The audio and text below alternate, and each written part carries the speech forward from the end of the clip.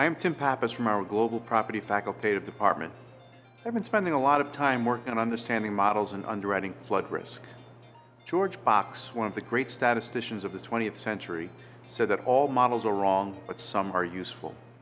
Can we apply this maxim to underwriting the flood peril in the 21st century?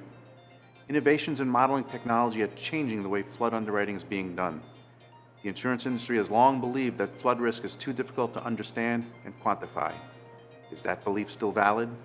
Do the latest models and high-quality data give us the ability to identify, select, and price the risk more effectively?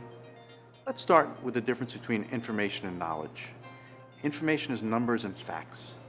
Knowledge is understanding and wisdom gleaned from information. Information is the know what. Knowledge is the know how.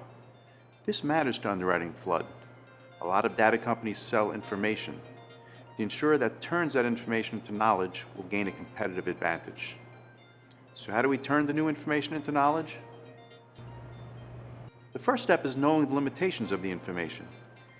Any flood model that relies on high-resolution information is prone to errors in estimations.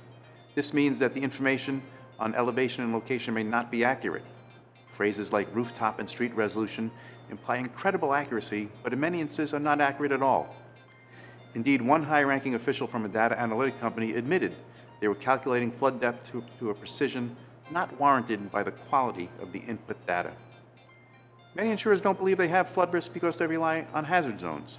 High hazard zones are bad, moderate and low hazard zones are good. In the National Flood Insurance Plan, almost 30% of repetitive loss properties are located in low or moderate hazard areas. But it is not enough to simply identify where flooding may occur. Knowing where a flood occurs does not mean knowing the risk of flooding.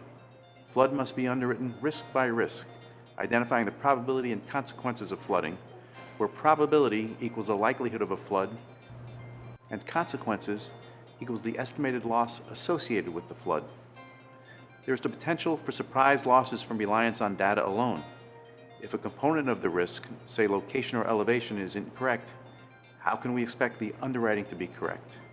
If these hazard characteristics are not well understood, losses can accumulate and reach significant levels, impacting portfolio profitability. How can underwriters improve results? Solutions come from understanding the potential errors on an individual location basis and then developing a way to work around these pitfalls. Creating buffer zones is one good example of an underwriting workaround.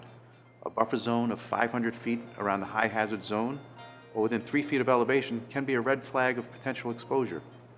Doing this can increase your predictive capability and serve as a good proxy for flood risk, as opposed to just relying on the model output. All models are wrong, but some are useful. The difference between success and failure will depend on taking the information and turning it into knowledge. We are helping insurers do just that.